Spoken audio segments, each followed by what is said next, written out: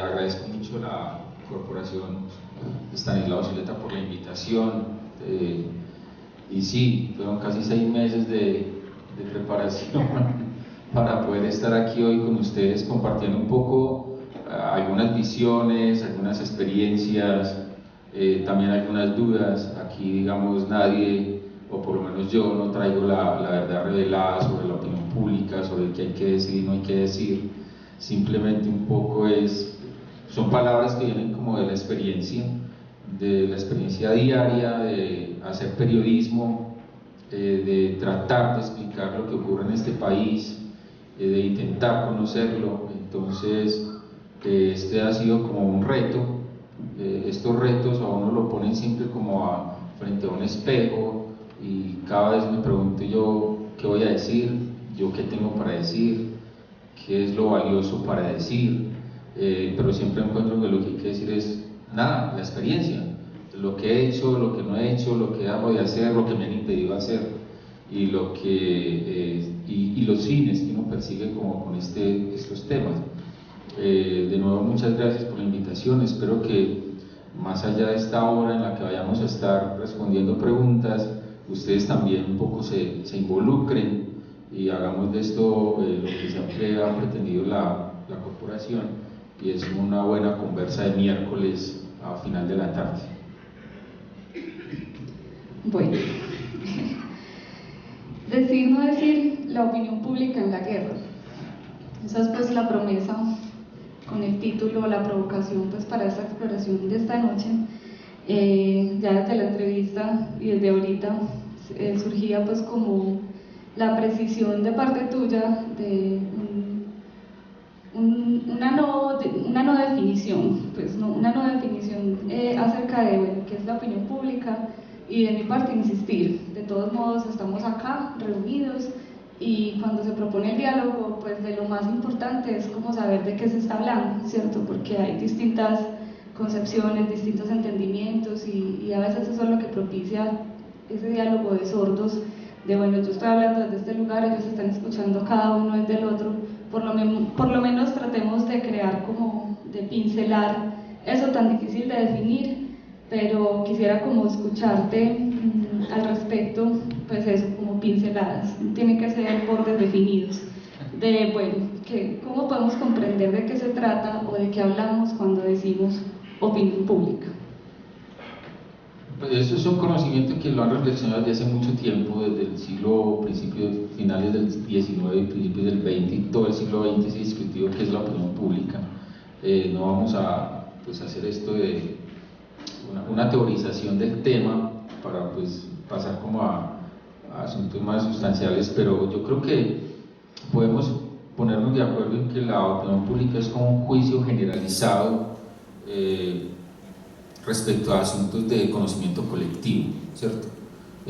Cada vez que se dice, no, la opinión pública piensa, estamos afirmando como que hay un conglomerado que piensa semejante, que tiene, digamos, cierta generalización en los conceptos, y que si esa opinión pública marcha hacia un lado, marcha hacia el otro, se debe a unas ideas, a un conocimiento, a una información que está, digamos, se ha hecho público, ¿cierto? Para mí el mayor ejemplos como de lo que es la opinión pública es cuando ella actúa y logra cambios, y eso es importante tenerlo en cuenta porque queremos todos influir en esa masa que llamamos opinión pública para que nuestra información la provoque y genere como algunas transformaciones, que algunas pretenden muy grandes, otras muy pequeñas, pero que en el fondo realizan cambios cuando esa generalización de la que se habla tiene un propósito definido. Y les quisiera como hablar de dos ejemplos de hoy, que ocurrieron entre ayer y hoy. Ustedes, no sé si, supongo que están informados de la Sociedad Antioqueña de Ingenieros, que convocó a un conversatorio para hablar de ingeniería heroica, y así decía la invitación, y el invitado central era el ingeniero Álvaro Villegas, ¿cierto?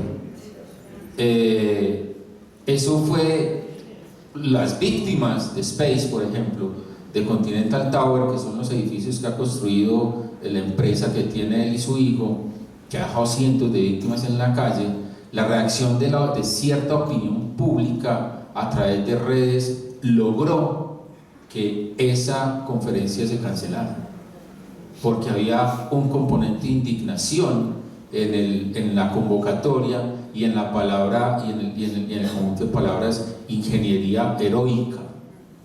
Entonces, todo lo que se movió en redes, todo lo que se movió a través de Twitter, de Facebook, se hicieron varias entrevistas en radio, por lo menos las que yo escuché esta mañana, lograron que eso se evitara. Ahí, digamos, hay un ejemplo de cómo un concepto generalizado sobre un tema fundamental logra, cuando tiene un propósito común, tener una reacción, digamos, si no transformadora, por lo menos logró llegar a una toma de decisión importante para las víctimas, que era parar con ese tema. Y otro ha sido producto también como de debate que llegó por Twitter hace una semana, y es una honorable congresista cobrándole a unos soy anteojos el daño hecho a una vaca en alguna finca del Cauca, ¿cierto? Decía que si no pagaba, entonces se veía en riesgo de morir. Todo lo que ha suscitado ese mensaje en Twitter ha cohesionado como la opinión pública en torno a, entonces, ¿qué es más importante? ¿Una finca de ganadería extensiva que invade el territorio de esos anteojos, o la preservación de la naturaleza impidiendo que esos ganaderos hagan fincas extensivas y afecten el hábitat natural? Esos dos temas, que son de ahora, para poner dos ejemplos concretos, logran mostrar cómo si hay como unos propósitos comunes, eso que llamamos opinión pública se puede mover, ¿cierto? Y lograr transformaciones. La preocupación mía es cuando la opinión pública está polarizada. Y quisiera, si yo puedo mostrar una diapositiva, no sé cómo lo puedo hacer, para que la tengamos ahí e ilustremos eso. A mí me gusta mucho esta frase de Stanislao Zuleta. Creo que esto es un reflejo de lo que queremos, que es el diálogo, en últimas, lo que nos hará preservar como humanidad, y creo que tiene mucha fuerza, por lo menos para hoy y para estos tiempos que corren en el país. Pero no es esa diapositiva la que quiero mostrar, no es esa. ¿Ya la leyeron? No. ¿Usted la puede leer, por favor? ¿Cómo? Ahora la humanidad, al igual que en épocas anteriores en que enfrentó graves amenazas, guardadas sus proporciones y diferencias, tiene que inventar el diálogo también para sobrevivir, porque no la va a destruir ningún enemigo externo, sino ella misma, si no aprende a dialogar y a concertar. Eso es. Pero la diapositiva que quiero mostrarles es esta. Nosotros hoy nos ubicamos ahí como opinión. Hay unos en el lado derecho y al otros en el lado izquierdo. Ese es el gran lío que tenemos hoy. Como opinión pública estamos ahí en esa polarización. La pregunta es: ¿qué hacemos en tiempos de polarización? ¿Cómo romper, digamos, la polarización? ¿Cómo inclinar una opinión hacia un lado o hacia el otro? Ustedes saben que de alguna manera la opinión pública también es un objeto de disputa ideológica entre sectores políticos, entre sectores económicos, entre ejércitos, y creo que ahí esos dos mensajes nos revelan eso, ¿cierto? Que estamos ahí inmersos, y es lo que no nos permite un poco resolver, dados unos acuerdos que se están logrando en La Habana, para dónde vamos a coger, ¿cierto? Pero creo que nos revela esa fotografía el tema.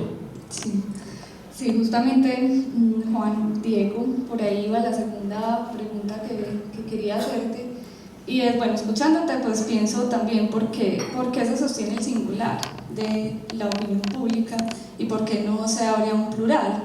Son opiniones públicas porque de todos modos, pues es una pregunta, ¿cierto?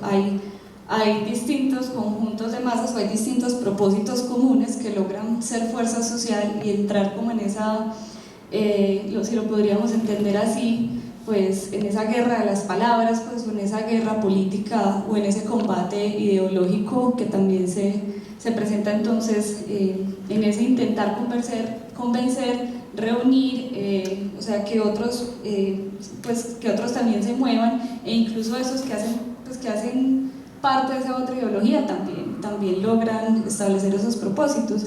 Entonces, un poco pensando desde el ciclo que tenemos este año, superar la guerra, asumir el conflicto, me gustaría, como esa pregunta que haces, pues explorémosla un poco más. ¿Cómo? ¿Cierto?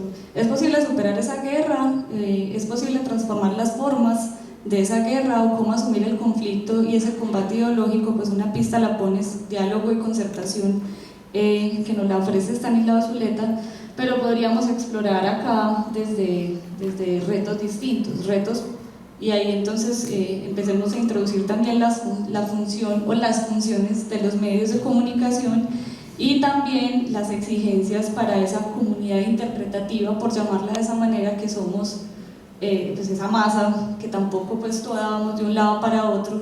Entonces también, o sea, cuáles son como los retos en ambos frentes.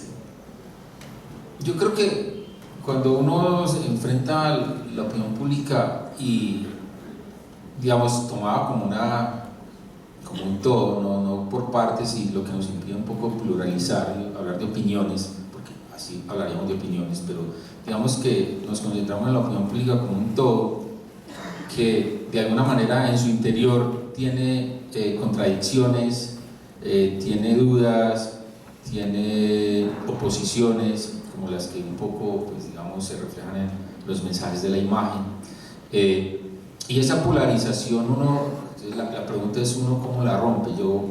Yo creo, muy en lo personal, que lo que necesita este país es mucha información, mucho conocimiento, ¿cierto? Si nosotros lográramos como periodistas, si los medios de comunicación trabajaran de alguna manera con algunos conceptos menos mercantilistas y más, digamos, más de función social, uno encontraría que lo que requiere este país es información para lograr que la gente tome decisiones, ¿cierto? Sin información y sin conocimiento, nosotros nos vemos abocados a estar frente a opinión pública convulsa y apasionada, ¿cierto? No muy racional. Aquel que es irracional, aquel que es pasional, digamos, es porque le faltan de alguna manera datos para poder entender lo que está pasando. Se guía como por su iniciación, por su conocimiento básico de las cosas, pero hoy estamos, y en eso voy a reiterarlo varias veces en esta obra, hoy estamos en un momento de país que requiere mucha información, que requiere mucho conocimiento, que requiere un periodismo explicativo, más allá de lo habitual y más allá de las estructuras como clásicas de hacer periodismo, pero hoy necesitamos mayores explicaciones de lo que está pasando, ¿cierto? Hace poco, quienes han consultado pues mi nombre saben que yo escribo regularmente en semana.com, y una columna reciente, de las más recientes, de hace 15 días, logré un titular. Personalmente hay titulares que a uno le gustan o que no le gustan, ¿cierto? Que van y bien, pero el penúltimo fue muy interesante. Fue una de esas de 2 de la mañana, que se titulaba de 1, de 5, de 30, y era un titular cifrado, pero era tan cifrado como fueron los acuerdos anunciados en La Habana el 23 de junio, consultadas con muchas personas profesionales, entendidas en el tema. Tampoco entendían mucho qué fue lo que realmente se acordó ese 23 sobre cese al fuego, hostilidades, ¿cierto? Entonces, creo que el reclamo hoy a los medios y a nosotros como periodistas es: explíqueme qué está pasando. Cada vez que uno va a una reunión, vos cubrís el conflicto, sí, dime, ¿y qué está pasando en La Habana? Yo, pero si vio el noticiero, escuchó la radio, leyó la prensa, porque utiliza un encuentro social para preguntar algo que ya debería tener claro. Pero no, la gente está ávida como de conocimiento, y yo insisto, mientras no haya conocimiento, mientras no haya información, nosotros nos vamos a tener esa opinión pública un poco disgregada, con dificultades de cohesionarla hacia un, digamos, hacia un proyecto de país que es necesario, como salir de la guerra.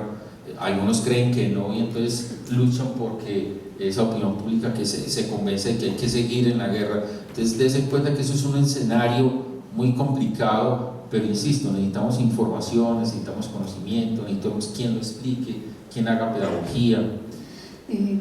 Es que tengo muchas ganas de hacerte una pregunta porque es como si trasuntaran lo que estás, o estuviera pues como por ahí lo que nos vas ofreciendo, pues como el pensar, bueno, necesitamos explicaciones y pues las explicaciones pueden venir de muy diversas y opuestas perspectivas y ser explicaciones, pues eso nos lleva como a ese terreno de explicaciones verdaderas, periodismo objetivo, pues como todos nos están ofreciendo un punto de vista, de una perspectiva, y eso nos vuelve y nos sitúa en ese campo de que ahí hay una función ideologizadora, o que otra posibilidad, pues, o que queda como en, si lo que realmente no es problemático que haya un punto de vista, entonces ¿qué es lo, o sea, qué es lo que buscamos explicar?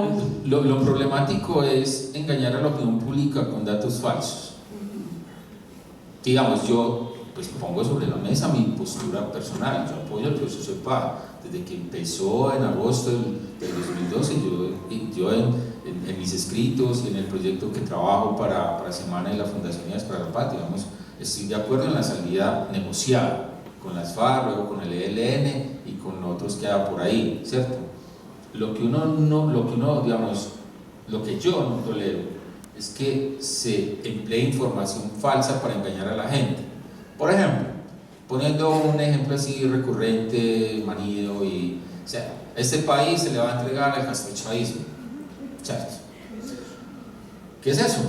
Justamente no hay quien lo defina, ¿cierto? Este país va a quedar en manos del Castro Timo, ¿cierto? Pero ya sabemos que Venezuela colapsó, por tanto el movimiento chavista eso fue una cosa que generó unas políticas sociales, económicas en Venezuela, pero que luego entraron en un colapso por varias razones. Pero cuando se apela, y en eso tanto los que apoyan el proceso de paz como los que lo rechazan, cuando se apela al miedo, cuando se apela a la emoción, es cuando comienzan un poco a equivocarse. Entonces a nosotros nos mantienen el mensaje de que Colombia será un país socialista a futuro si llegan las FARC al gobierno, y eso nos pondrá a hacer filas para comprar el papel higiénico que se pueda botar, ¿cierto? Y eso es una tragedia, o que se acabe el pan, o que los supermercados estén vacíos, y ese imaginario lo tenemos ahí desde cuando estábamos chiquitos y escuchábamos lo que pasaba en Cuba, lo que pasaba en la Unión de Repúblicas Socialistas Soviéticas, en China, todo el mundo filado, todo el mundo vestido igual. Todos esos imaginarios nos los fuimos cultivando a través del tiempo y ahí los tenemos, y contra eso estamos luchando. Pero llega un gobierno que está procurando por sacar al país de la guerra, y también apela al miedo y dice: si no firmamos los acuerdos, la guerra llega a las ciudades, ¿cierto? Miren que ahí no hay información, ahí no hay conocimiento, ahí lo que hay es un conjunto de expresiones mediáticas apasionadas para que la gente reaccione igual, sin tener en cuenta, digamos, el conocimiento y la información. Los medios no son objetivos. Yo siempre que doy una clase de periodismo, di por 5 o 6 años clase en primer semestre en la Universidad de Antioquia hasta diciembre del año pasado. La primera clase, la primera frase después de la presentación era: el periodismo no es objetivo, no tienen por qué hacerlo, y ustedes no van a hacer periodismo informativo objetivo, que eso no existe, ¿cierto? Y yo les pongo claros ejemplos, tomando como referencia algo que habíamos previamente discutido y que les dije que les iba a traer, cuando mataron al mono Jojoy, ¿cierto? Cuando mataron al mono Jojoy, yo hice como un experimento narrativo de cómo se cubrió eso, y estas fueron los hallazgos de periodismo informativo. Esto no es sacado de columnas de opinión, es de contenidos de periodismo informativo, ¿cierto? Sacha fue una perra que hizo parte del operativo Sodoma para dar con la ubicación del mono Jojoy, y murió, digamos, dentro del operativo porque al soldado que iba con la perra le lanzaron una granada, ¿cierto? Y el soldado sobrevive, pero la perra muere. Entonces la prensa lo que ha hecho es un juego entre animalizar al humano y humanizar al animal, y esto es periodismo informativo, ¿cierto? Luego volvemos.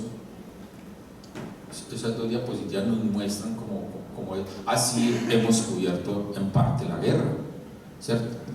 Entonces, claro, eso se vuelve una disputa, nos llenan de miedos y digamos, ¿cómo nosotros podemos superar esas coberturas? O sea, ¿cómo? Y ahí vamos con un punto que a mí me parece interesante hoy, y es que hoy hay, digamos, suficientes espacios de información para que nosotros tengamos suficientes espacios de formación, de conocimiento, y que nos den diversos puntos de vista, ¿cierto? Pero nosotros en general en este país nos casamos con 3-4 medios y eso es lo que nos dan. Por tanto, con todo esto que es tan apasionado, hoy ¿cuál es la discusión también que ha generado una disputa como hoy en las redes sociales? ¿Cierto? La presencia de el guerrillero Iván Márquez en el velorio de su madre en Florencia.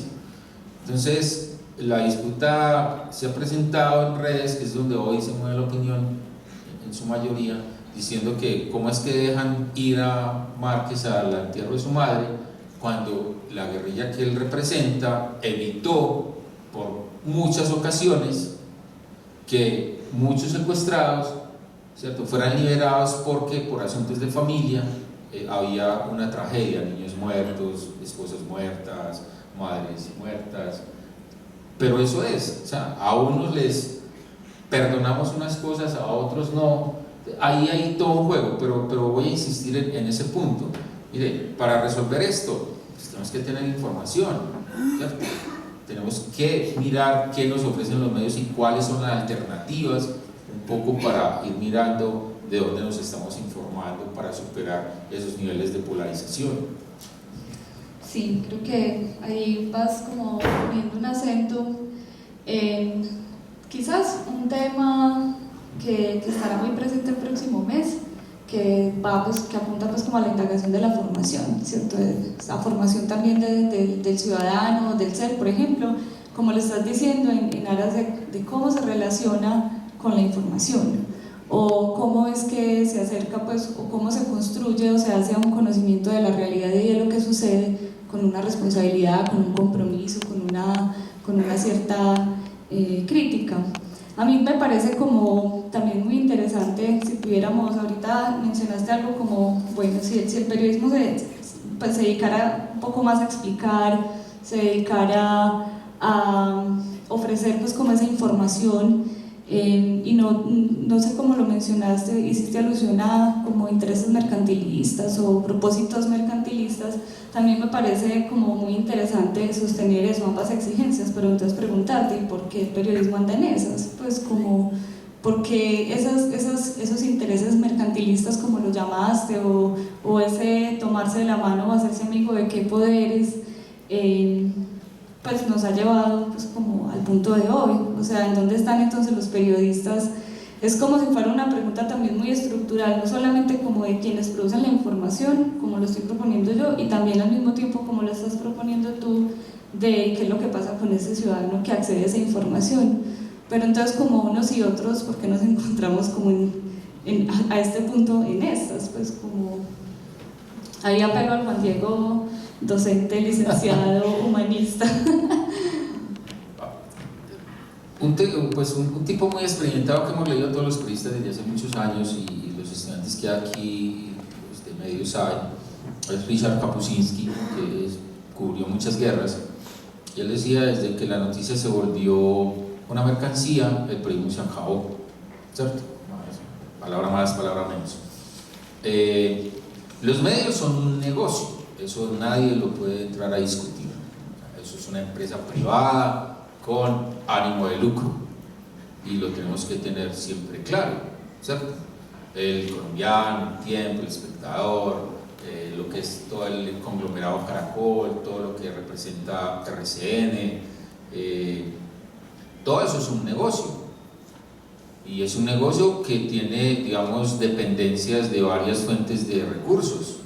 Se discute mucho el asunto de la pauta, pero hay medios que ya superaron un poco el tema de la pauta y tienen múltiples inversiones en múltiples portafolios de negocios, ¿cierto? Entonces RCN, por comentar el más conocido, pues estaba detrás de Ardila Lule, y Ardila Lule tiene inversiones en muchos, o Luis Carlos Sarmiento Angulo, que ahora es el socio mayoritario del Tiempo.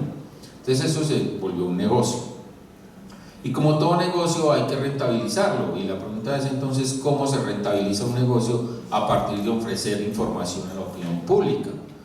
Entonces, listo, vendemos la información que es, vamos, que se pueda mercadear más fácil, que genere más impacto, que esté, digamos, en tono a la actualidad, pero que igual me ofrezca a mí como empresa la posibilidad de hacer siempre negocios, ¿cierto?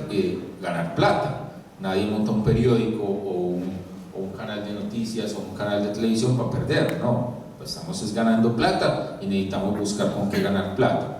Las mediciones del New York Times de hace 2014, finales de 2015, mostraba que las noticias que más consultaba la gente y hacia donde ellos apuntaban para ofrecer más información, pues yo no tengo la diapositiva, pero voy a tratar de recordar, el primer puesto en sus mediciones internas de consumo eran las noticias sobre cocina.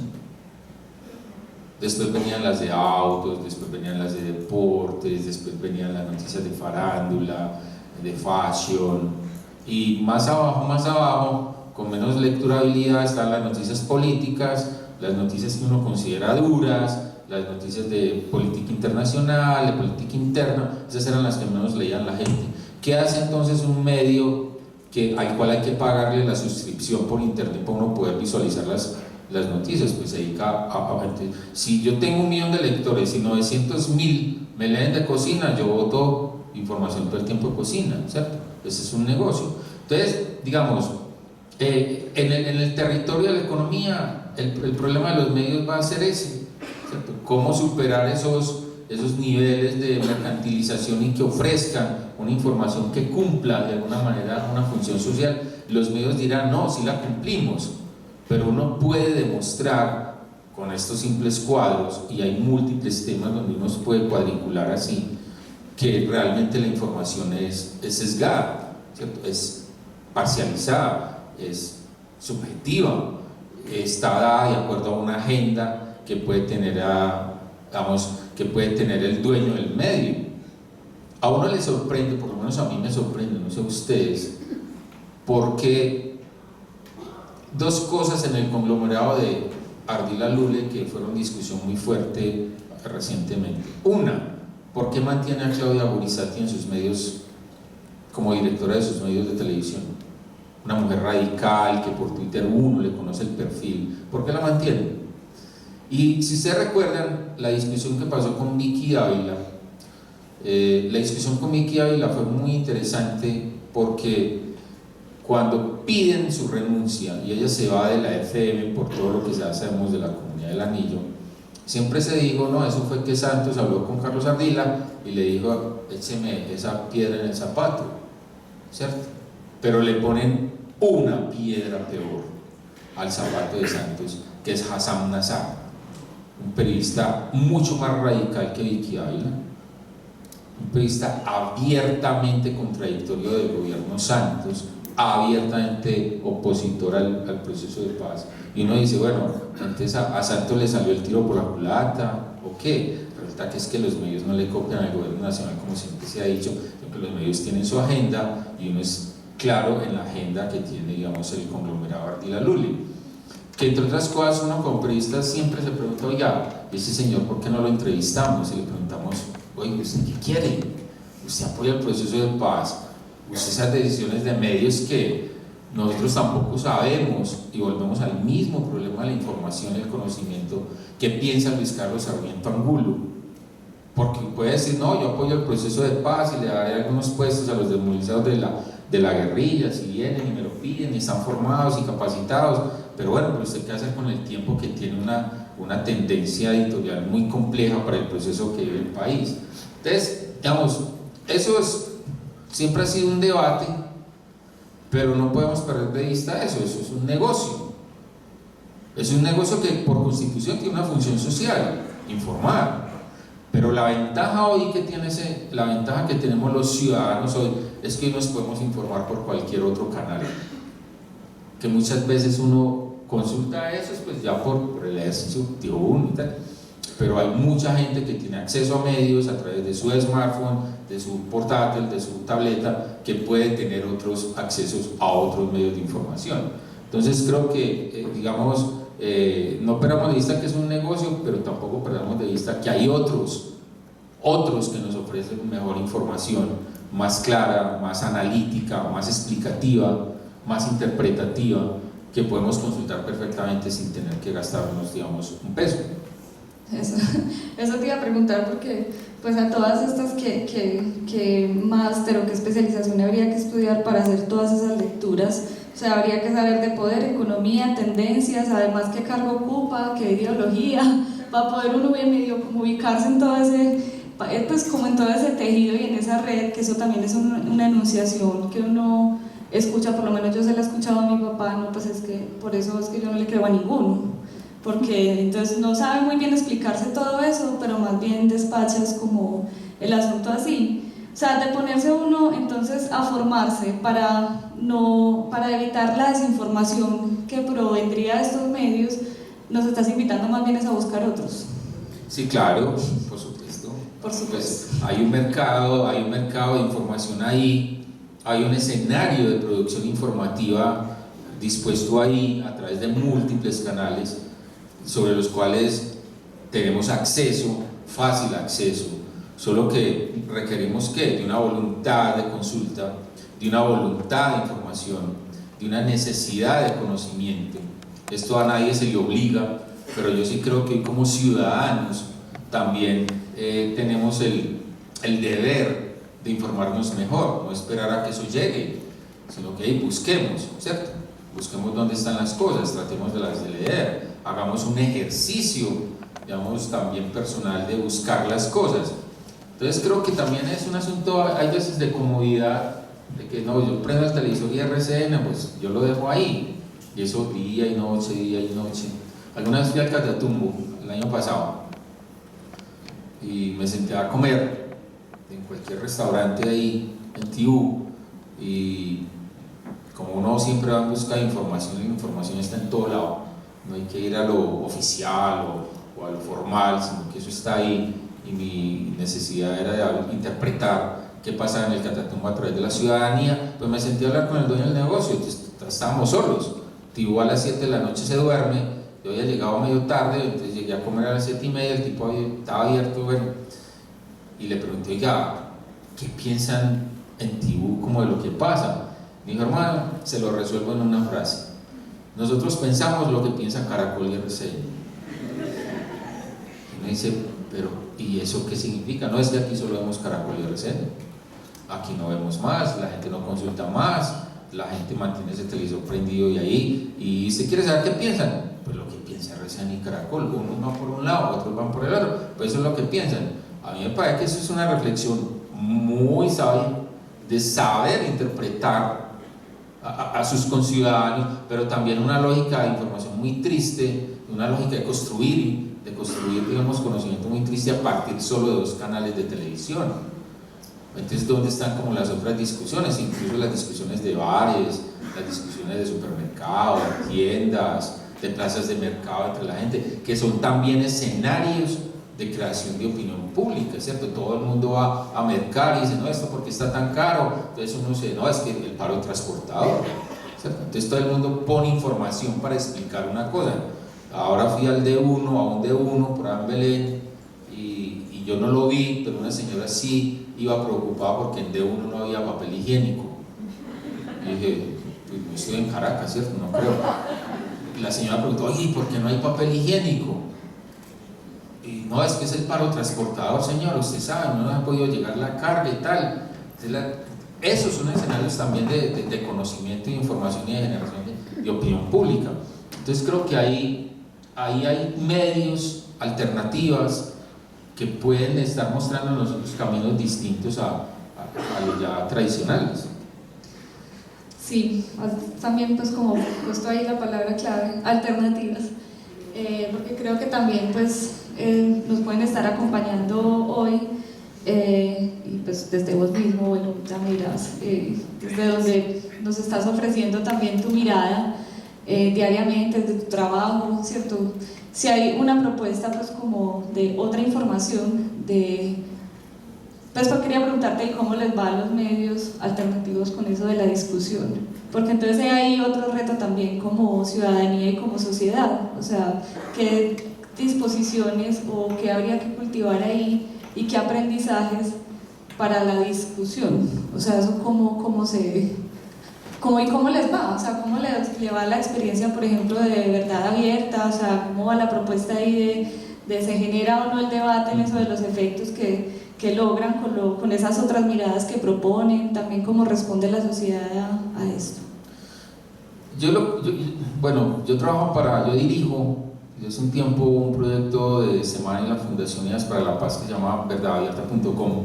Es un proyecto que surgió a finales del 2008 y se especializó en periodismo de investigación dedicado a interpretar, explicar el conflicto armado colombiano, y surgimos como por la necesidad de explicarle al país qué era eso de la aplicación de la ley 975, a través de la cual se estaban buscando los paramilitares desmovilizados bajo los acuerdos con Álvaro Uribe, el gobierno de Álvaro Uribe.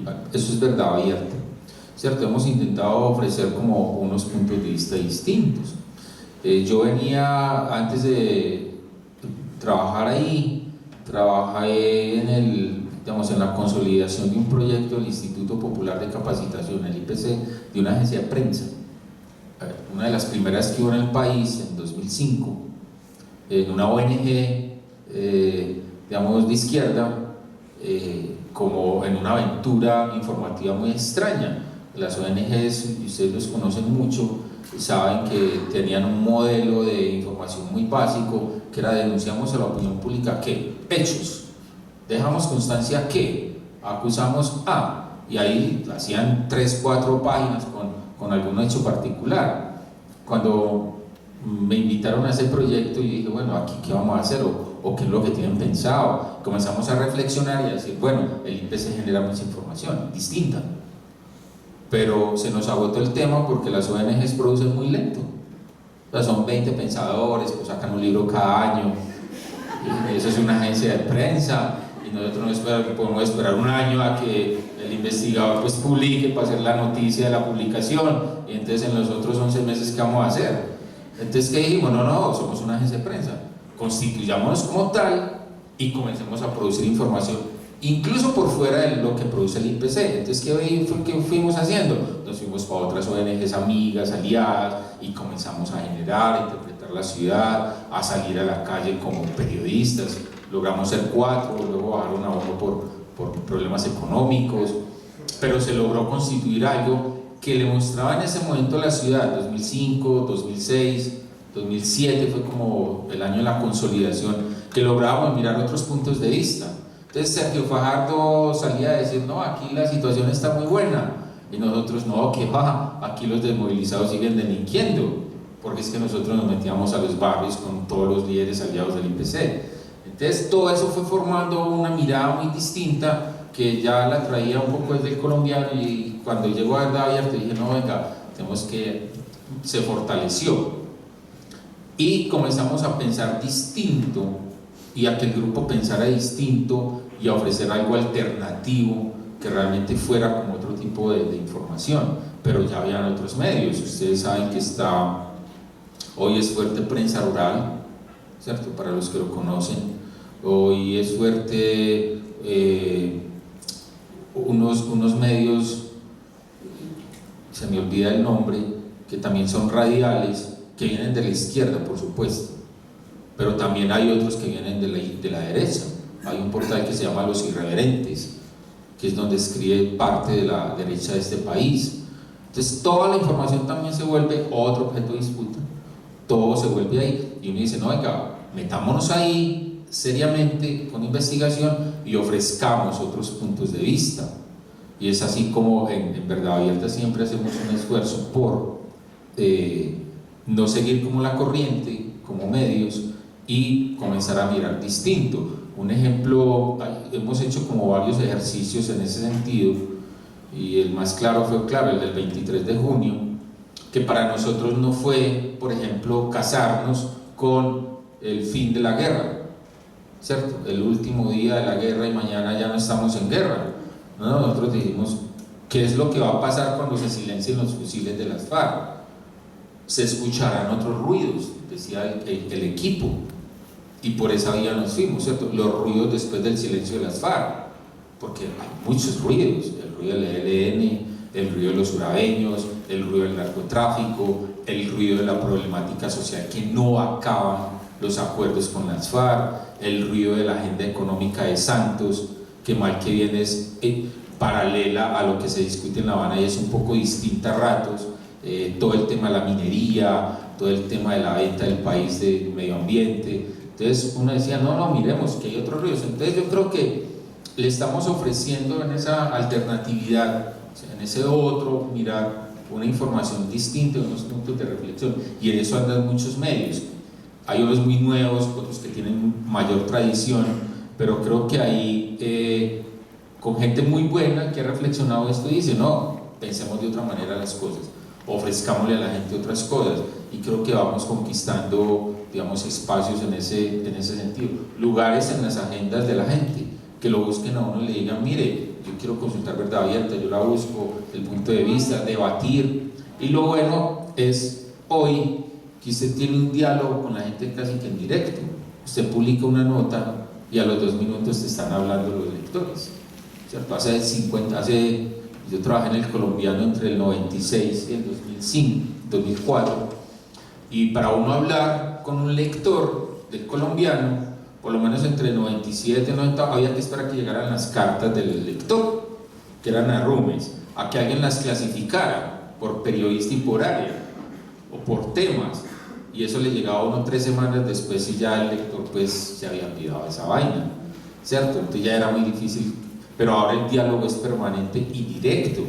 Yo publico una columna y a los 5 minutos, por ejemplo, tiendo a cometer ciertos errores, y a los 5 minutos me está llamando un amigo o una amiga y corregí este error, porque ya leyeron. Entonces eso hace que el periodismo tenga que ser hoy distinto, porque también, así como hay unas gentes muy conformes, vemos que hay otra gente que es inconforme y todo el tiempo está, digamos, mirando para no solo corregir, sino también para contribuir a la mejor información. Bueno, ahí se introduce como un aspecto interesante, que es el del tiempo, ya te lo voy a proponer, sino que me llevabas a recordar algo que decías antecitos, como de eso de buscar no engañar la opinión pública con datos falsos, y con esto que nos dices, pues me parece muy interesante ir logrando como elaboraciones respecto a los retos del año. Por ejemplo, hay una posibilidad de superar esa guerra, si la entendemos como escenario pues como de confrontación ideológica, y es cómo nos inventamos otras tácticas que no sean las del engaño a través de los datos, ¿cierto? Que sea pues como una disputa ideológica un poco más limpia. Eso ya nos pondría como en el terreno de que se pudieran crear, en el grupo de estudio un poco lo conversábamos, y bueno, cómo concertamos unos criterios para que este combate ideológico pues sea como limpio, ¿cierto? O sea, como de ese combate pues de interpretaciones no haya pues estas tácticas de engaño pues como que no propician un pensar la realidad de lo que estamos viviendo.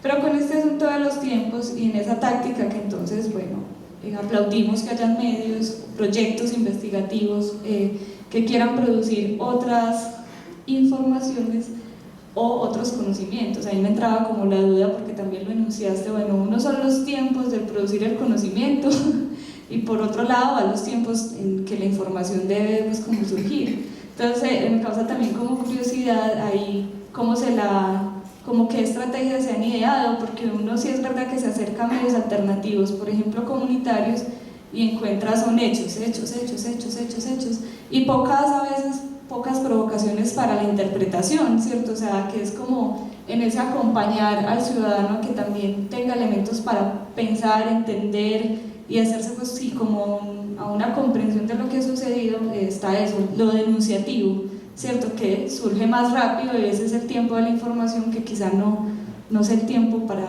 el conocimiento. O sea, ¿cómo les ha ido ahí? ¿O cómo has encontrado conciliar eso? Porque creo que es una forma también de asumir otra función muy distinta a la propagandística y más bien esa función de también formar. Pues nosotros no hacemos en general denuncias. Los medios, digamos, muchos medios se casaron con ese formato y bueno, y en algunas medidas les funciona. Lo que nosotros hacemos es ir mucho a las regiones y escuchar a la gente. Básicamente nos hemos trazado como ese proyecto hace un par de años, ¿cierto? Creo que la gente tiene mucho que decir y a través de las palabras de la gente lo que hacemos y lo que hacen también muchos otros medios que se la han jugado como por este estilo de periodismo es, mire, la gente tiene algo que decir, a eso le ponemos contexto, ¿cierto? Entonces lo que dice esta gente tiene una historia, tiene unos antecedentes, tiene unas lógicas, pues exploremos esas lógicas. La gente no cuenta historias como aisladas y la historia personal no es un asunto aislado de nada, es una historia que se conecta con otra historia.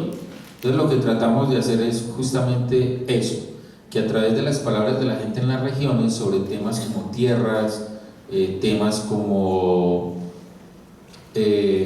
proyectos agroindustriales, como zonas de reserva campesina, por citar los últimos textos, como lo que hoy, por ejemplo, está ocurriendo en el Bagre, con toda esa tragedia humanitaria que están viviendo en Puerto López. Uno vaya, mande un periodista a la región o a las regiones y él trate como de interpretar lo que está pasando ahí, no que traiga solamente la historia del tipo que mataron, no, mataron un líder, sí, fue así, así, sino, oiga, esa muerte de ese líder, ¿en qué contexto está? Y es ahí donde es importante que el periodista entonces tenga mucha información, sepa buscar y a través de esa información pueda dar unas pistas para construir ese conocimiento, digamos, del que hablamos. Entonces, lo que tratamos es eso, mire, vaya y pregunte, pero también lea, pero también hay documentos, pero también hay archivos.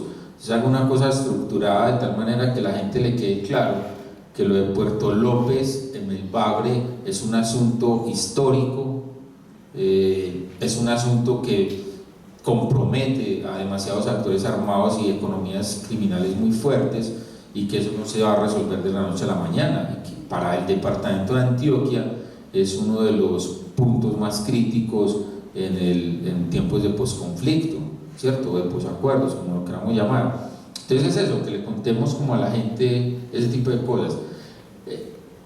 Hemos hecho experimentos no, hemos hecho trabajos como en ese sentido que a mí siempre me han gustado porque comprometen mucho a nuestro equipo. Y por ejemplo, hablar del Catatumbo, todo el mundo piensa, o alguno, o esa opinión pública desinformada piensa que es que lo del Catatumbo es de hace 2 años y eso es un problema del castrochavismo, que es que desde que tenemos al vecino de Venezuela, eso es un lío, pero no se tiene la información suficiente para determinar que lo del Catatumbo viene desde los años finales de los 60 y comienzos de los 70, que es todo un problema histórico, que eso gestó en todo ese amplio terreno que es esa zona, gestaron movimientos sociales tempranamente que fueron apabullados, creó unas asociaciones campesinas también muy interesantes que también fueron acabadas y que eso viene de tiempo atrás y que el gobierno y que este estado a través de sucesivos gobiernos no ha podido resolver, pero no, nos quedamos con lo inmediato.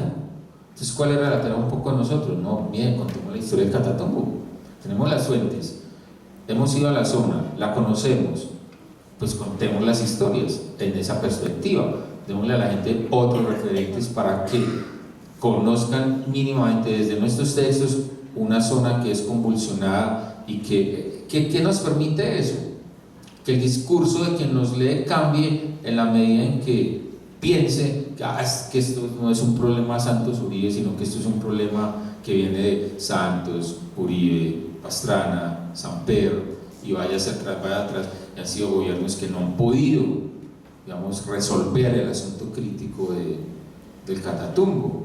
Entonces es un poco también, diga, miren, piense de otra manera, acérquese de otra manera, reflexione de otra manera, busque más información desde estas perspectivas que nosotros ofrecemos.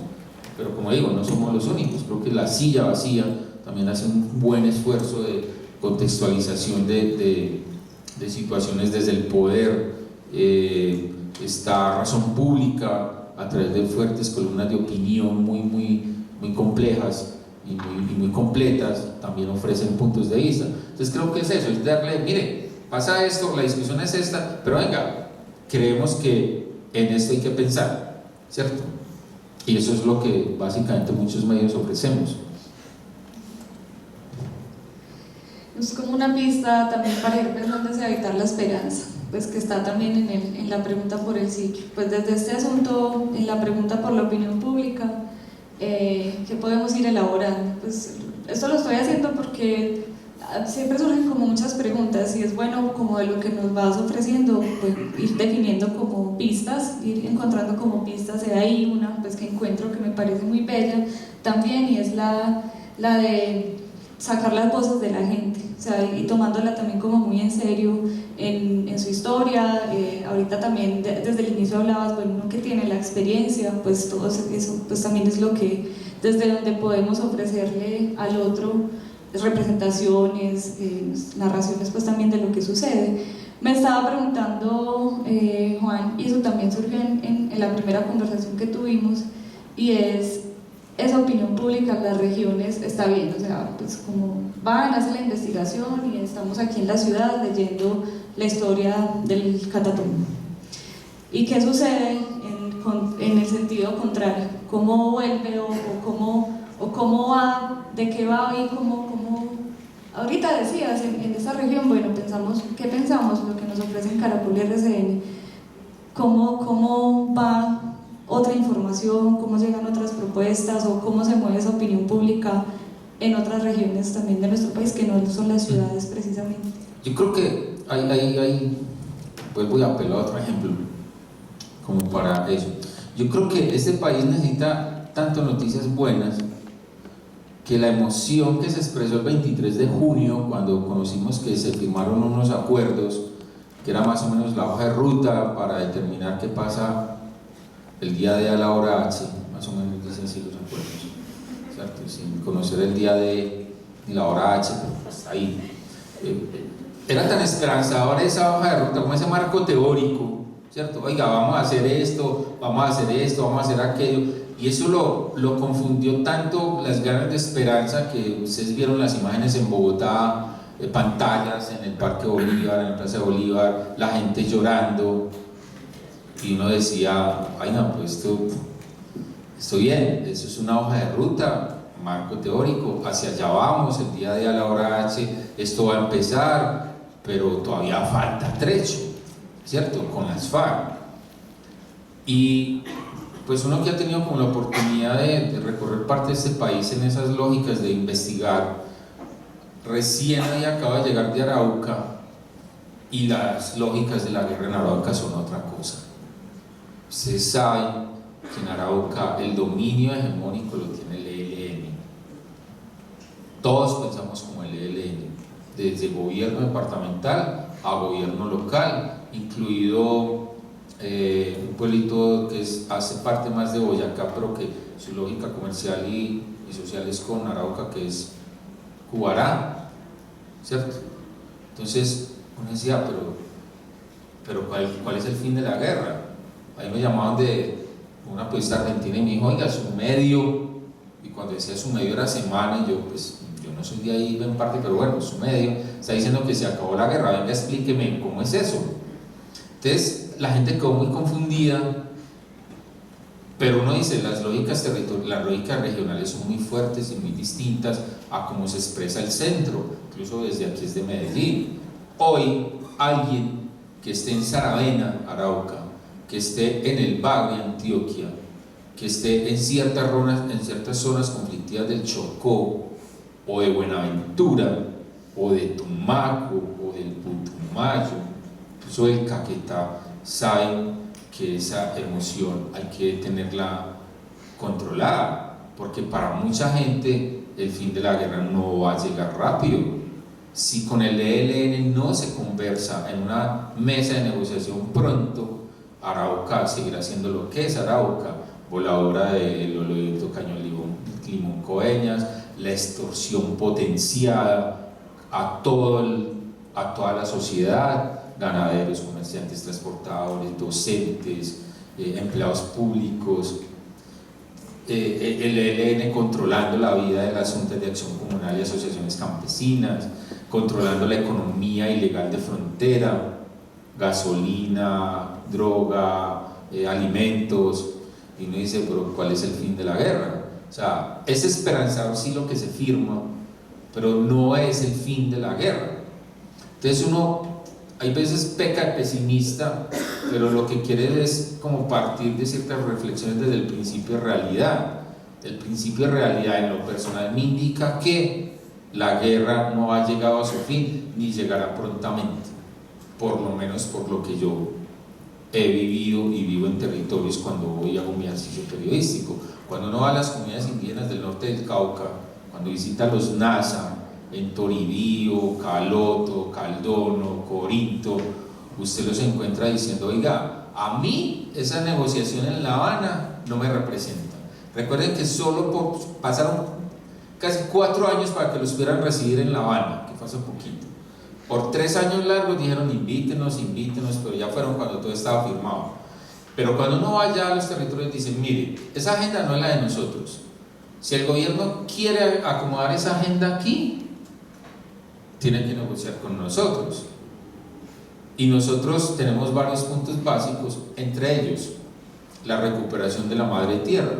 ¿Y eso qué significa para los NASA? Crecer los cabildos, ¿cierto? O los resguardos, perdón. Y crecer los resguardos pasa lo que pasa en Jambaló. Jambaló es un territorio muy extraño, de los más extraños que iba a conocer en este país. Se lo resumo así: Jambaló, todo el territorio de Jambaló es un resguardo indígena, salvo el casco urbano, que es declarado multicultural, por tanto ahí no funciona el cabildo, pero el cabildo opera todo el territorio. El alcalde lo ponen los indígenas, los secretarios de despacho lo ponen los indígenas. Los indígenas reciben más presupuesto que el municipio por regalías. Tienen una doble administración. Se gastan los recursos de la alcaldía y se gastan los recursos de regalías. Jambaló es un objeto de estudio impresionante, pero ahí estaban las FARC, ya no están, ¿cierto? Porque ya se han ido moviendo hacia las zonas de concentración. Y resulta que Jambaló está lleno de marihuana. Entonces los indios dicen, yo sí, yo dejo cultivar la marihuana, claro, deben un sustituto tan productivo como la marihuana. Y comenzamos a conversar, ¿cierto? Y esa es la agenda de los indígenas, pero también está la agenda de los afros, que tampoco se sienten representados en La Habana. Entonces ahí hay una cantidad de agendas, ¿cierto?, mezcladas, indefinidas. La historia de los nazis es histórica en su reclamo de tierras, pero la de los afros también. Y uno dice, bueno, ¿y eso cómo se va a conciliar? ¿Cómo vamos a conciliar una agenda de La Habana, una agenda del gobierno nacional, una agenda de los sectores económicos y una agenda de las clases menos favorecidas? Entonces, eso no se ve desde el centro y eso no se piensa, y aquí nos emocionamos con el fin de la guerra. Pero alguien por allá en Toribio me decía, oiga, yo estoy muy preocupado, porque es que si llevan todos los acuerdos al plebiscito, resulta que es que a nosotros, sobre nosotros van a influir las decisiones de los ciudadanos de las grandes ciudades. Entonces en Cali, que hay millones de votos, van a votar sí o no,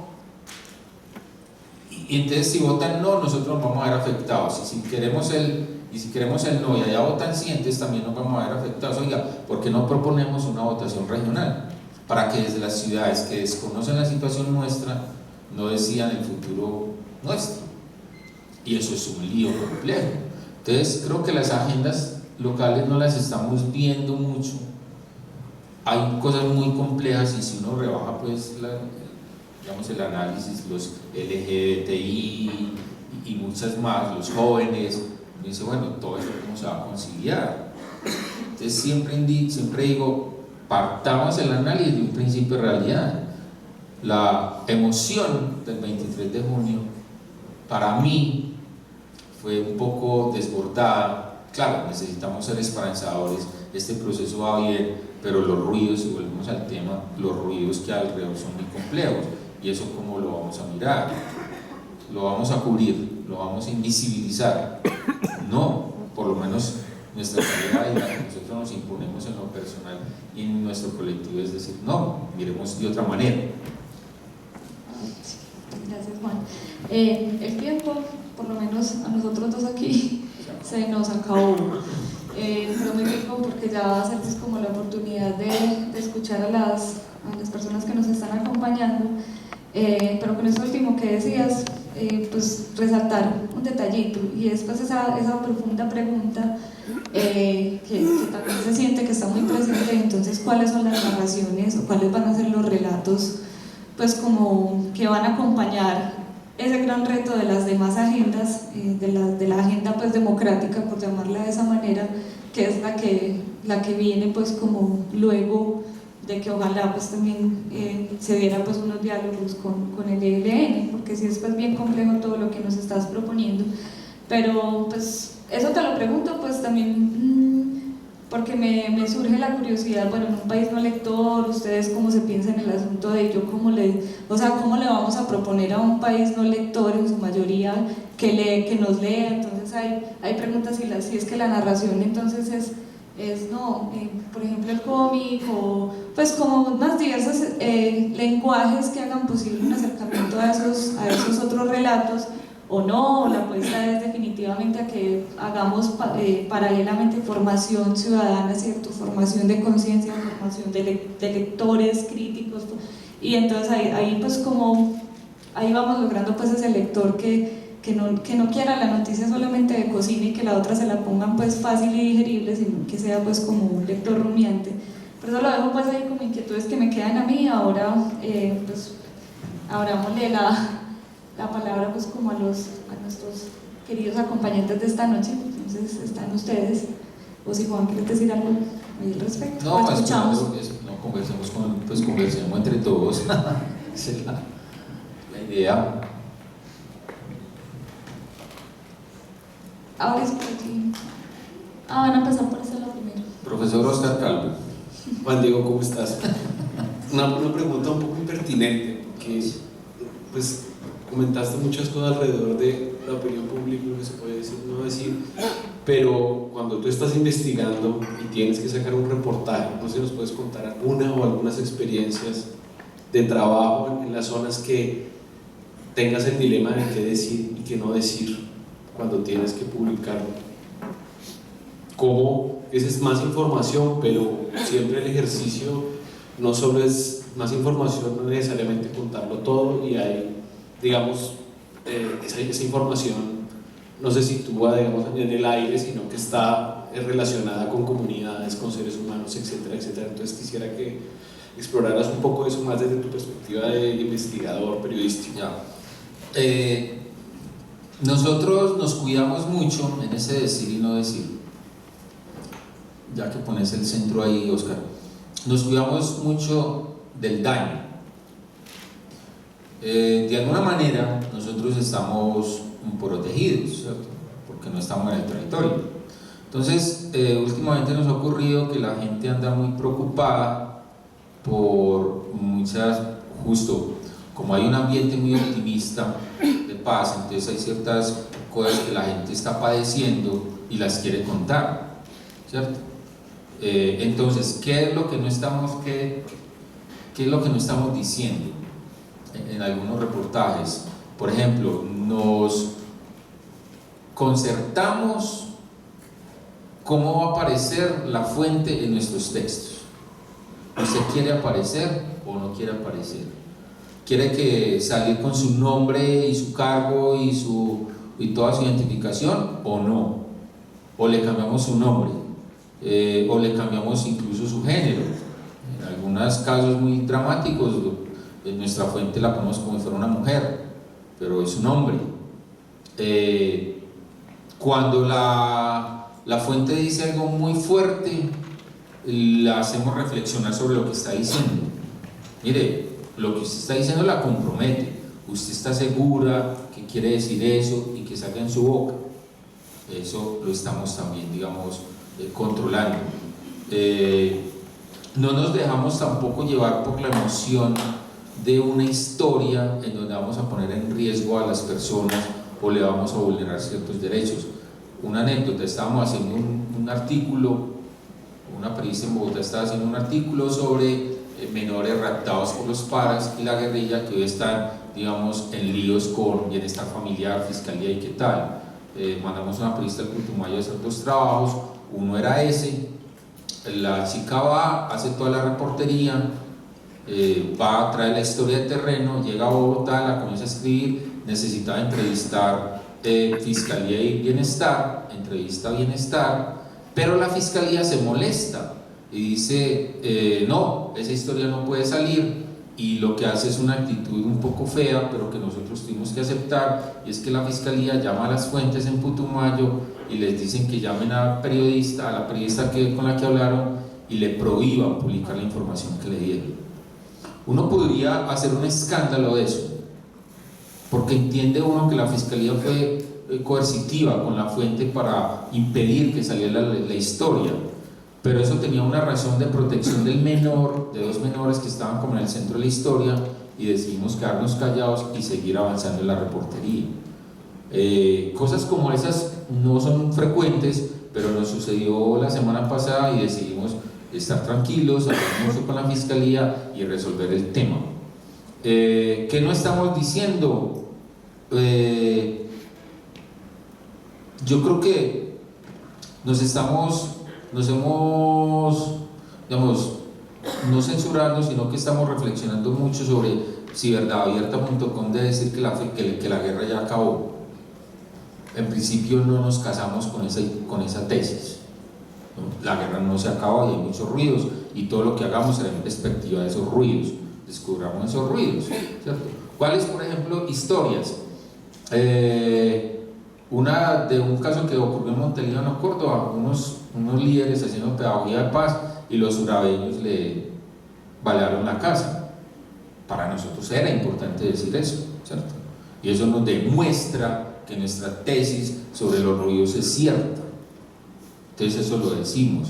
¿Qué no decimos?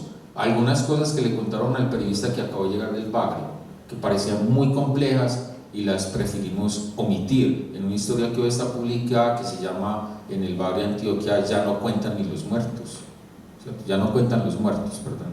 Entonces hay cosas que, claro, vamos a decir, pero en aras siempre de la protección de la fuente, ni siquiera de nosotros mismos, porque en verdad abierta nos afirma, en aras de la protección de la fuente, tenemos la política clara de hacer reflexionar a quien entrevistamos sobre si eso que dice lo quiere ver publicado a nombre propio, ¿cierto? Entonces ahí, claro, ahí uno vota cosas por decisión y por concertación, pero creo que eso es una actitud responsable periodísticamente.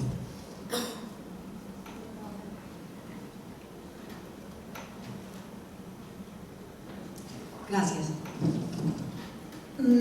Bueno, yo quería decir 3 cositas. Una, que a mí me alegra mucho que la corporación Estanislao Zuleta este año haya votado por el tema de la guerra y la paz en Colombia, que creo que es el tema más importante para los colombianos hoy en día, y que también es triste que no despierte todo el entusiasmo que debe despertar, que lo despierta más la Copa América de Fútbol, como decía William Ospina en estos días en una de sus columnas.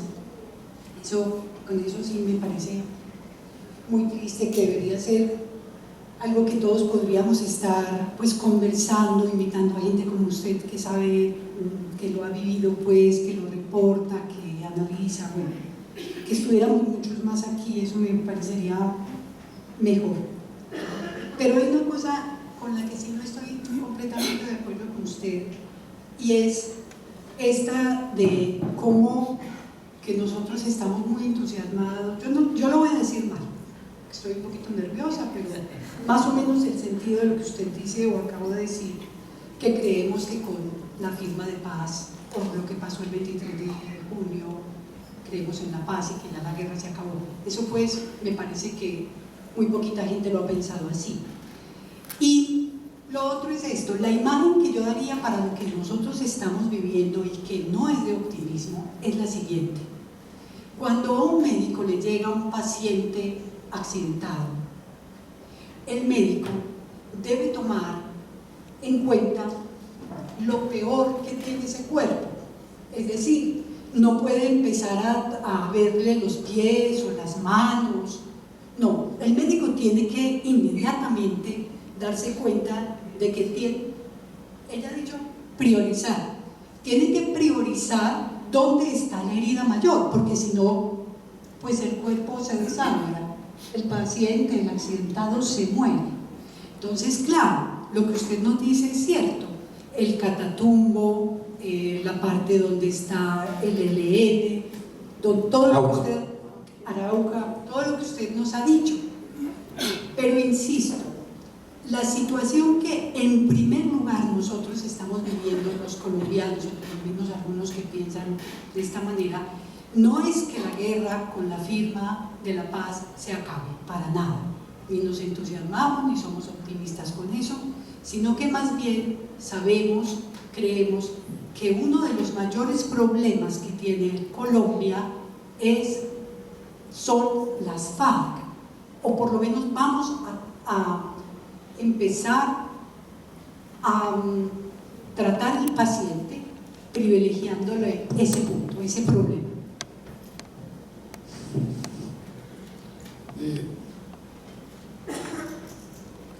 Buenas noches, ¿sigo yo? Sí, sí. Muchas gracias por venir muchas gracias por venir, felicitaciones a usted. Usted se parece a Jorge Robledo, yo todo el tiempo estuve preguntándome si tenía aquí a Jorge Robledo al frente o no. No, pero no me diga que en estos días me dijeron que me parecía a Uribe. Entonces, prefiero que me digan otra cosa. Bueno, y felicitaciones a Dianis por la manera tan magistral como dirigió la conversación. Usted decía al comienzo que la gente pregunta por algo que ya debería saber, pero es que todos no tienen la misma información. Las personas casi siempre leen un mismo medio. Uno lee El Colombiano, otro Semana, otro El Espectador, otro El Tiempo, y cada uno de ellos da una versión sesgada de los hechos. Entonces, por ejemplo, aquí en Antioquia, El Colombiano está completamente contra Santos. Ellos los acusan a ustedes a los de Semana de estar enmermelados. En el caso suyo se les escuchaba. Entonces uno tiene informaciones completamente diferentes. ¿Usted qué piensa? ¿Uno debe seguir así, oyendo un solo medio y leyéndolo, o ir a diferentes medios? Yo, por ejemplo, leo todas las versiones, aunque sinceramente me da asco leer El Colombiano, pero lo leo. Y la gente tiene versiones tan diferentes. Usted al comienzo dijo que le iban a hacer un homenaje a este señor de Álvaro Villegas.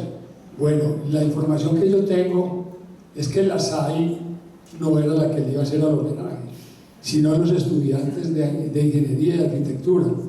Con esto no estoy excusando a los ingenieros y a los arquitectos, que si por ellos fueran, ellos en vez de esa matica hubieran puesto una columna de cemento y de varilla, y ustedes estarían sentados en bancas de cemento. Entonces la información es tan sesgada Por ejemplo, aquí en el público hay 2 o 3 amigos míos y tienen una información completamente diferente a la mía. Ellos creen también, como creen muchos, que el gobierno le está entregando el poder a los Castro, Petro, chavistas. Entonces díganme por favor, ¿cuál es la opinión? Si debemos de leer todos los medios o uno. Usted decía ahora que en las diferentes regiones no leen sino, o no oyen sino RCN y El Espectador. Perdón, Caracol. Pero hay otras personas que vemos y oímos a Noticias 1, que dan una imagen completamente diferente de los hechos. Ay, pues yo creo que se fue la señora, ¿cierto?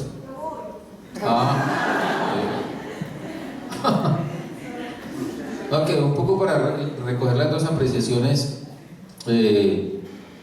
Yo lo que creo es que hay que mirar, porque tenemos acceso a muchos medios. Y creo que ya pasaron esos tiempos que relataba, por ejemplo, Gustavo Álvarez Gardiazabal en Cóndores me entierran todos los días, que en alguna de sus apartes decía que el pájaro creía recibir las instrucciones para su accionar del diario El Siglo, ¿cierto? Partido Conservador. Esa prensa partidista un poco ya pasó, como se tienen referentes de que son partidistas hoy, pero hoy es muy difícil, por ejemplo, reflexionar si el colombiano es conservador, ¿cierto? Puesto que tuvo una senadora del Centro Democrático, y uno del Centro Democrático no lo ubica como muy fácil en los 2 partidos clásicos, tradicionales. Entonces yo sí creo que sugeriría leer muchos medios, y más allá también leer otro tipo de análisis, ¿cierto? Como les digo, hay propuestas informativas muy interesantes en el internet que a uno le permiten tener otros puntos de referencia, de interpretación distintos, por lo menos que le enriquece más la mira frente a una situación como tan compleja que vive este país en términos de polarización. Por ejemplo, la prensa extranjera tiene a veces una visión muy... Claro, hay cosas que uno entiende, hay veces cuando se las explica el país de España, porque tiene un análisis distinto, o cuando las explica el BBC, o cuando las explica, qué sé yo, el New York Times o el Washington Post. Entonces yo creo que hay que tener una mirada plural, una lectura plural. Por eso le digo, pero eso requiere voluntad, eso requiere una decisión personal, eso requiere cierta necesidad y cierta apetito de informarse para uno tener claro, pues para uno aclarar como también, o aclararse. Entonces yo sí creo que hay que leer mucho, y como les digo, hoy están los canales dispuestos y de fácil acceso. Antes pues uno tenía que gastarse un poco de plata en periódicos, que luego los iba acumulando ahí, eso se le volvían un problema, ¿cierto? Entonces ahora uno pues a través de todos estos aparatos puede, digamos, tener acceso a mucha información, y creo que ahí está lo importante ahora, no mantener. Yo no creo que alguien mantenga hoy ese espíritu de los años 50, 60, que solo lee el colombiano. Debe ser muy pocos los que tienen como esa actitud hoy. Ya todo el mundo lee muchas cosas a través de múltiples formatos. Entonces yo sí creo que la invitación es a generar mayor espíritu personal para buscar información sobre ciertos temas en muchos medios, que esa es como la clave, y uno poder tener elementos de juicio para decir eso que usted hizo. El uno está sesgado, el otro no, el otro exageró, el otro contó un dato que no tenía, y hacer como lecturas complementarias. O sea, eso hay múltiples estrategias para uno poder como leer bien a través de los medios la realidad.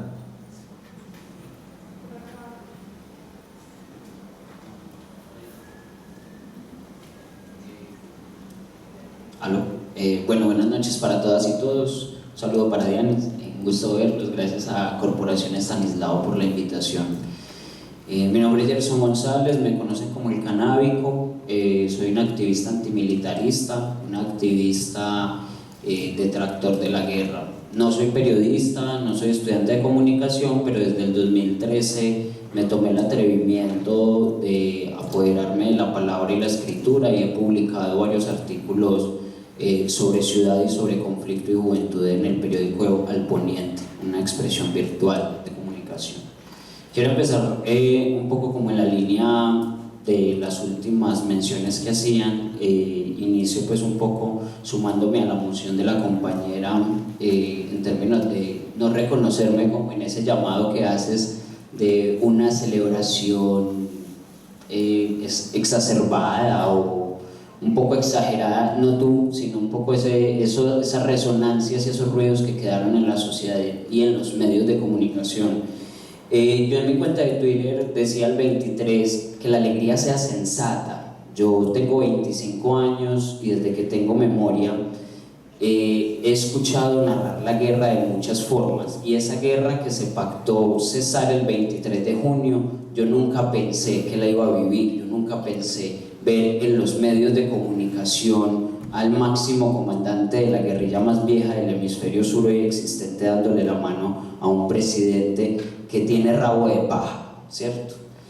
En esa lógica, los antimilitaristas hemos dicho, venga, no es el fin de la guerra, es el inicio de un tránsito a finalizar una de las guerras que hemos padecido y que hemos naturalizado en la política, en la economía, en la escuela, en la casa, en las relaciones de pareja y en las construcciones sociales, ¿cierto? Yo creo que ahí los medios de comunicación tienen un papel fundamental e imparcial a la hora de invitar y de propiciar estos escenarios de conversación y de reflexión, ¿cierto? Quiero responder la pregunta con la que iniciabas. ¿Qué hacemos en tiempos de polarización? Yo he sido formado en los medios y en los procesos comunitarios, hice parte de esos procesos que acompañaron al IPC y a la agencia de prensa en territorio de la corporación Convivamos en la zona nororiental, y yo creo que para romper la polarización, más que los tiempos, una polarización que ha sido histórica en estos medios, es fortalecer las apuestas de comunicación popular que hoy se han tejido y se han posicionado en los barrios. En Medellín, por ejemplo, tenemos una cadena y una plataforma de comunicación radial articulada con organizaciones sociales, con procesos de base. Confiar hace parte también de esa dinámica de acompañamiento. Y yo creo que ahí radica también un poco una pregunta que te quiero hacer, no solo a ti, sino también a la corporación y al público, es ¿cuál es el lugar que esos medios que hoy se dicen ser alternativos, Verdad Abierta, La Silla Vacía, los que ya has nombrado, le han dado a esos otros medios pequeños de comunicación que terminan también generando el voz a voz en el territorio, ¿cierto? Y que también terminan asumiendo un papel de responsabilidad política en nuestros barrios, tratando de desmitificar lo que hoy han convertido en un mito, los medios oficialistas.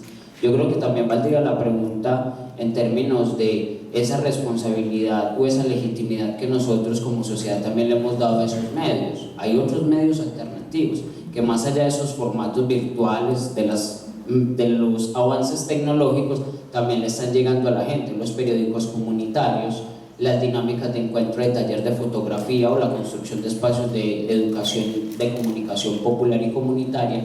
Entonces yo creo que ahí también valdría la pregunta en términos de lo que te preguntaba ahorita Diana, de por qué no pluralizar ese asunto de la opinión pública. Es que no es una, y la verdad, como tú decías, ahora no la tienen ni siquiera Twitter, que en este momento se ha convertido como en ese espacio de juicio político con todo lo que ha pasado, ¿cierto? Desde la salida de una Vicky, desde una paloma pidiéndole plata a un oso de anteojos, un montón de cosas, ¿cierto? Entonces quería dejar esa pregunta y hacer una invitación también un poco a eso, entender que hoy jóvenes como yo, si creemos que es posible ver en este momento y en la coyuntura que vive Colombia la posibilidad de nosotros y nosotras no seguir heredando una década más de una guerra a la que nosotros ni pedimos ni queremos asistir. Muchas gracias. Yo les cuento una anécdota así rápido para rápida para responder a tu pregunta de qué hacemos con los otros medios, sobre todo los más pequeños. Y es una situación muy triste. No les voy a decir el territorio, un poco por respeto, pero a Verdad Abierta le financiaron un proyecto para formar periodistas comunitarios en ese territorio.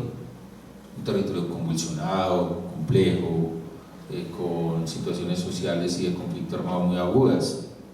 Se convocó un taller para iniciar un proceso de formación de periodismo investigativo bajo nuestros estándares, ¿cierto?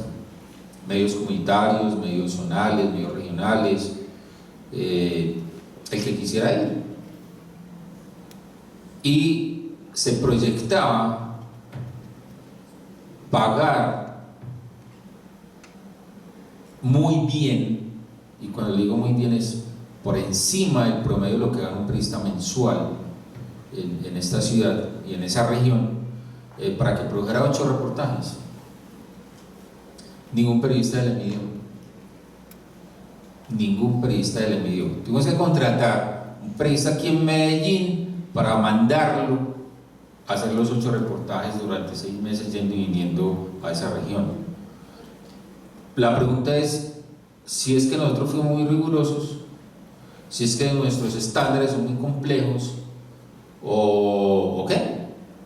Y hay 2 situaciones que los medios comunitarios tienen que comenzar a reflexionar. O bueno, ya viene su reflexión, pero esta experiencia nos permite a nosotros seguir insistiendo en eso. Uno es la formación. Encontramos gente que trabaja en medios, claro, que se dicen periodistas, que trabajan en televisión local, en medios locales, en radios locales, pero muy mal formados, incapaces, y lo digo con todo el respeto que me genera cierto colegaje con ellos, incapaces de escribir, por ejemplo, 3 cuartillas, porque te dicen, no, es que yo trabajo para radio y en radio no necesito escribir más de una, entonces usted no me puede exigir a mí escribir 3, y menos investigación. Si yo resuelvo eso, mis temas, yo consulto al alcalde y ya tengo una nota para 3 días, o consulto al secretario de gobierno. No hubo poder humano que se cambiaran esas lógicas. Y lo segundo es un componente que uno entiende y que es muy difícil romper y se llama miedo. No hay poder humano que saque esas lógicas de producción local de información. El miedo a una fuente, el miedo a perder su pauta, el miedo a confrontar con un alcalde, el miedo a confrontar con un general de una brigada. No hay forma de que eso se suspenda, de que eso se elimine y ellos se sientan liberados de hacer lo que quieren. Les fuimos a ofrecer un espacio de producción acompañada, ¿cierto? En colectivo, ellos y nosotros, y no hubo poder, no se pudo. En otras regiones del país sí se pudo, pero con muchas deficiencias en su producción. Entonces nosotros, y lo digo como Verdad Abierta, y es un ejercicio que han hecho otros medios que he conocido, procuramos eso, porque nosotros somos muy pocos y no alcanzamos a ir a todo el país, entonces nos apalancamos en esas alianzas, pero su formación tiene problemas, son empíricos y vos lo sabes, son formados en la calle, hay gente muy buena, pero que tiene serios complejos cuando uno los trata de meter a ciertos estándares, ¿cierto? Entonces yo creo que ahí, a partir como de esas experiencias vengo sugiriendo que, mire, ¿qué vamos a hacer? Ellos son los informadores del proceso de paz en lo local, ¿cierto? En lo local. Entonces yo, por ejemplo, dicté unos talleres sobre tierras el año pasado y uno llegaba a un pueblo como Quibdó, a una ciudad como Quibdó, para hablar de restitución de tierras, y uno partía dos preguntas básicas en periodistas ya formados de todos los niveles. Uno, ¿se leyeron el componente de tierras de la ley de víctimas? Y la respuesta es no. Segunda pregunta, para la época en que dicté los talleres en el Chocó, se había promulgado o proferido la sentencia de restitución al pueblo en Vera, del Alto Andague, una de las decisiones judiciales en tierras más importantes de este país. ¿Ustedes leyeron la sentencia? No. ¿Y entonces sobre qué vamos a ir a un taller?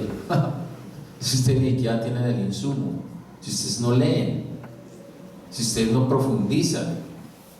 En otros ejercicios que he hecho, en cierto momento, ¿ya leyeron los acuerdos que van a alcanzar en La Habana? No. Y entonces uno dice, bien, hay un componente comunitario, local, alternativo, bacano, bacaneado, pero que en ciertas lógicas y en ciertos estándares es incompetente. Y entonces usted ¿cómo hace para transmitirlo del proceso de paz si no lee los acuerdos? ¿Usted entonces qué está diciendo? Claro, lo que dicen otros. Usted le pone la voz a alguien que está menos informado que él. Entonces, ahí, y ya para terminar, ¿cierto? Yo siempre he dicho, y entonces como, ¿qué preguntas hacer en estos tiempos? ¿Cierto? Pero la pregunta tiene que tener una formación de base. Uno no puede preguntar sin bases, uno no puede preguntar sin conocimiento, uno no puede preguntar sin información. Yo cómo voy a ir a hacer una entrevista si no conozco al tipo o al señor o a la señora que voy a entrevistar, si no he leído nada de él. Yo cómo voy a llegar así caído en paracaídas a hablar con alguien una hora si ni siquiera sé quién es él. Pero hay periodistas así y así viven, y viven bien, y ganan bien, y pautan bien. Entonces yo sí creo que es necesario hacer no sé qué estrategias, porque en esos medios comunitarios se ha gastado mucha plata en formación, para que ellos comiencen a entender que la vaina de la información es mucho más allá que entrevistar al alcalde o el secretario de gobierno. Yo sí invito como a los medios comunitarios locales, barriales, desde el IPC camellamos mucho en el tema, era, mire, esos medios existen, ¿verdad? Y ahorita les queremos dar espacios, pero necesitan disciplina, necesitan formación, necesitan voluntad, necesitan cambiar ese chip. Y el periodismo es una cosa de formación constante, uno tiene que estudiar todo el tiempo. Entonces yo sí creo que esa es la invitación, a no quedarnos como ahí sentados, porque somos comunitarios bien, sino que eso necesita un ejercicio, insisto, para ciertos estándares de periodismo investigativo que se requieren en esos tiempos, además.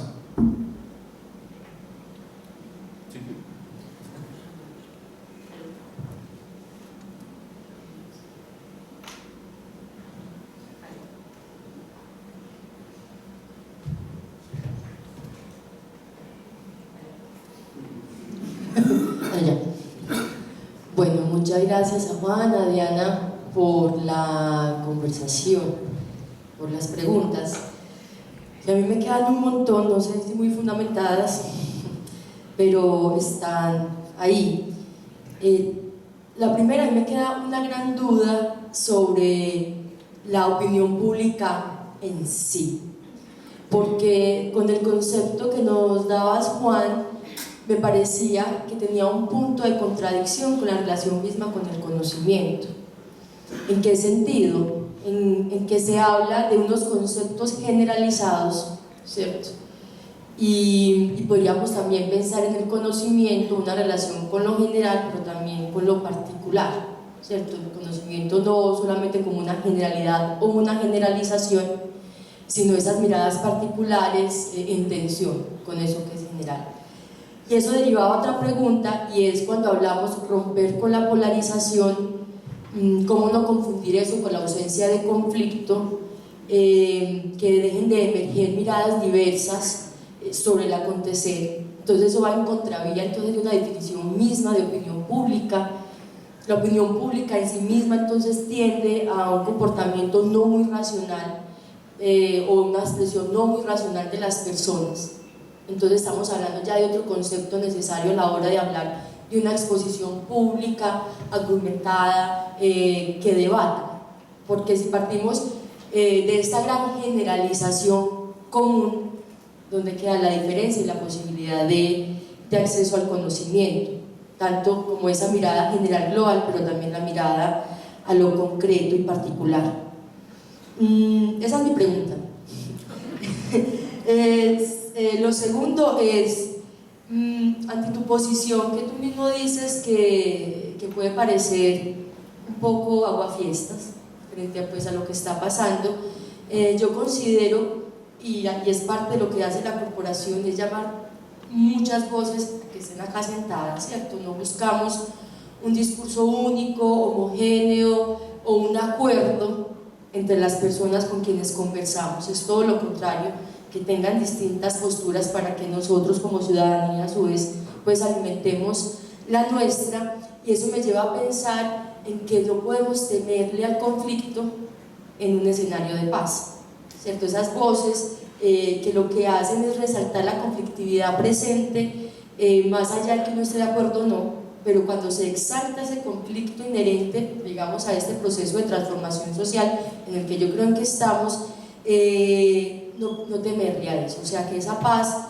en la que estamos construyendo, por lo menos en términos de este conflicto armado en específico con las guerrillas de las FARC, es necesario, ¿cierto?, que salgan estas posturas.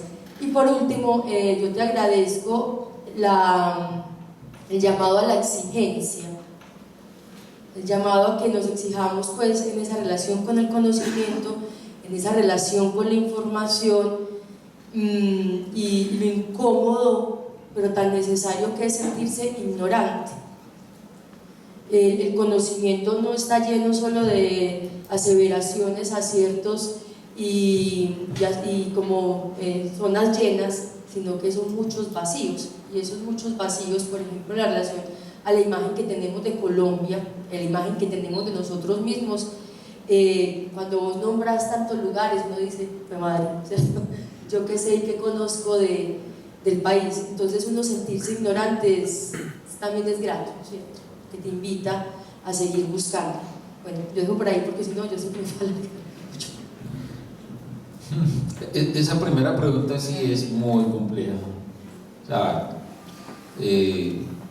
por décadas los especialistas en comunicación han debatido qué es la opinión pública, cómo se mueve, la tratan de sistematizar, la tratan de ajustar, y eso es un poco que en una conversación de las que tuvimos se asemeja a un cardumen.